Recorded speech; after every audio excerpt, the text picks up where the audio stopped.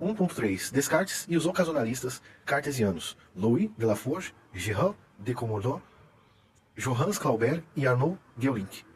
A questão de que o próprio Descartes era um ocasionalista tem sido objetivo de considerável debate, dados quantos cartesianos proeminentes eram de fato ocasionalistas. Não é surpreendente que Descartes tenha sido sugerido como a fonte dessa nova onda de ocasionalismo que varreu o continente europeu na segunda metade do século XVII.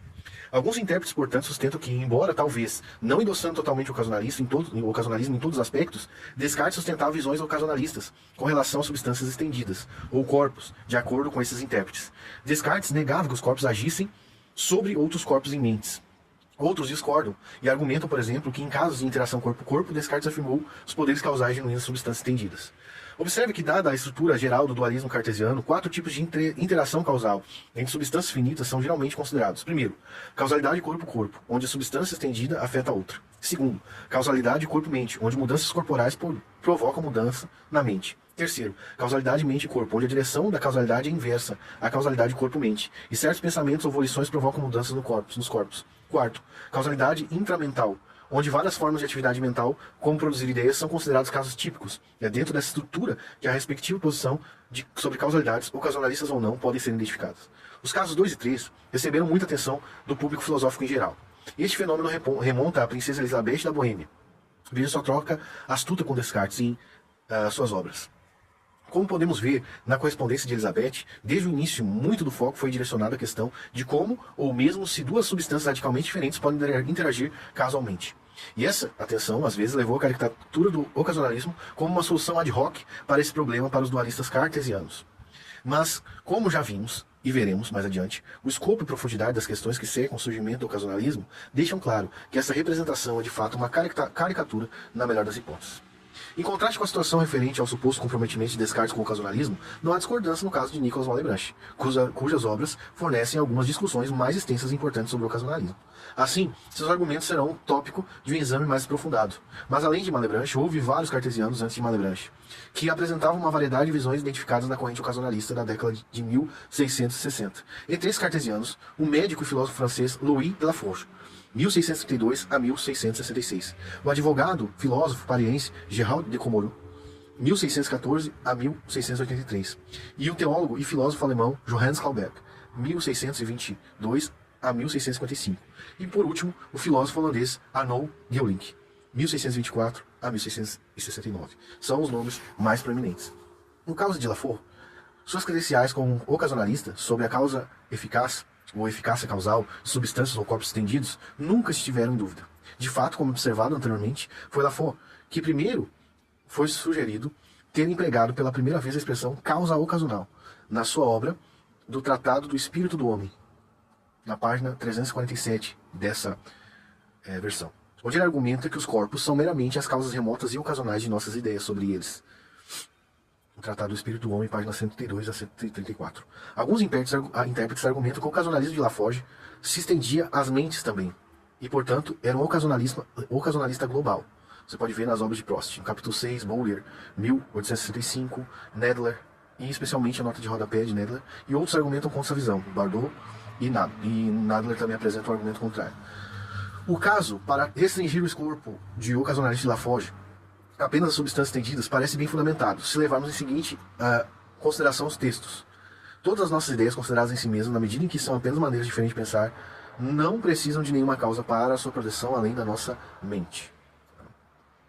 O trabalho de Laforge também é significativo porque ele parece ter sido o primeiro nesse período a apresentar um argumento para o ocasionalismo com base em como Deus conserva uma substância estendida na existência. Esse argumento coloca ênfase particular no fato de que Deus não deve apenas continuar a produzir um corpo, se ele quiser preservá-lo na existência, mas além disso, porque ele não pode criá-lo em todos os lugares, nem fora de nenhum lugar específico, ele mesmo deve colocar esse corpo em algum lugar. Tratado do Espírito do Homem, página 241. Como veremos, o argumento tem forte semelhança com o argumento mais persuasivo de Malebranche para o ocasionalismo global. O argumento de que a conservação é apenas criação contínua.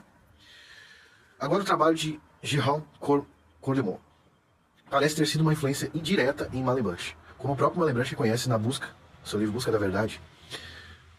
Embora tenha havido uma discordância sobre o escopo do ocasionalismo de Commodore, O consenso parece ser que ele era um ocasionalista global, negando a eficácia causal tanto para mentes quanto para corpos. Assim, esse respeito, ele é precursor de Malebranche. Cordemoy também é conhecido por um argumento bastante distinto sobre por que os corpos não são causas reais.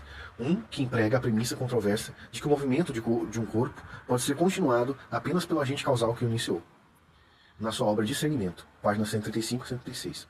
Com base na observação de que os corpos não se auto-iniciam, Coleman argumenta que corpos precisam ser postos em movimento por um primeiro motor não material. Mas dada essa premissa acima mencionada, qualquer movimento subsequente dos corpos só pode ser continuado pelo agente causal que os moveu inicialmente, o que leva à conclusão ocasionalista de que Deus é a causa de todo o movimento corporal. Esse argumento parece estar relacionado a um argumento ligeiramente diferente empregado por Malebranche para defender a mesma conclusão. Isto é, a falta de eficácia causal das substâncias tendidas. Esse último argumento, que enfatiza a passividade ou a natureza passiva dos corpos, é um dos favoritos de Malebranche e será examinado em mais detalhes posteriormente. Johannes Clauber, 1622 a 1655, foi identificado por alguns como um dos primeiros filósofos influenciados por Descartes a defender o ocasionalismo com relação à interação mente-corpo com base em sua heterogeneidade radical. Com relação a outros domínios, como causalidade corpo-corpo, o consenso da maioria parece ser que ele rejeitou o ocasionalismo e permitiu que substâncias corporais fossem causalmente eficazes. Mesmo com relação ao seu ocasionalismo sobre interação mente-corpo, sua posição foi sugerida como bastante matizada. Schmaltz, por exemplo, argumentou que o ocasionalismo de Clauber é restrito à direção do corpo para a mente, como no caso das sensações surgindo de acordo com mudanças corporais, uma vez que há fundamentos textuais para pensar que Clauber endossou algum tipo de causalidade genuína por parte das nossas volições, no caso de nosso controle voluntário sobre os corpos. Dada a nossa caracterização do ocasionalismo no início, no entanto, mesmo essa versão restrita pode não qualificar a posição de Clauber como ocasionalista, uma vez que a maioria dos estudiosos concorda que Clauber pensa que é a própria alma que causa sensações relevantes na ocasião de certas mudanças corporais. Ou seja, Clauber não necessariamente pensa ou não pensa que Deus é a única causa genuína por trás da ocorrência de nossas sensações. Uma visão que ele teria que sustentar se quisesse satisfazer os requisitos do ocasionalismo como especificamos. Schmaltz e outros bem reconhecem esse ponto. A significância de Clauber, então, pode ser melhor pensada como apresentando a rejeição implícita de mudanças corporais como causas genuínas da mudança da mente. A complexidade das visões de Clauber pode ser vista como, por exemplo, revelada, quão intricada e finalmente matizada a posição diversa veio a ser em face das considerações complexas que estavam operando nesse período. A contribuição mais distintiva de Arnold Gaulind para o desenvolvimento do ocasionalismo vem na forma de um princípio causal que ele coloca uma restrição epistêmica do exercício de causalidade genuína. Em sua obra Metafísica, Gaulind afirma que é impossível fazer algo quando não se sabe como isso é feito. Você não é a causa daquilo que não sabe como fazer. Se restrito à causalidade de agentes racionais e intencionais, o princípio parece ter algum apelo intuitivo. Mas Gaulind, curiosamente, não restringe o princípio dessa forma. Em vez disso, ele considera universalmente aplicável, mesmo que causas corporais, o que levantou questões sobre plausibilidade desse argumento geral.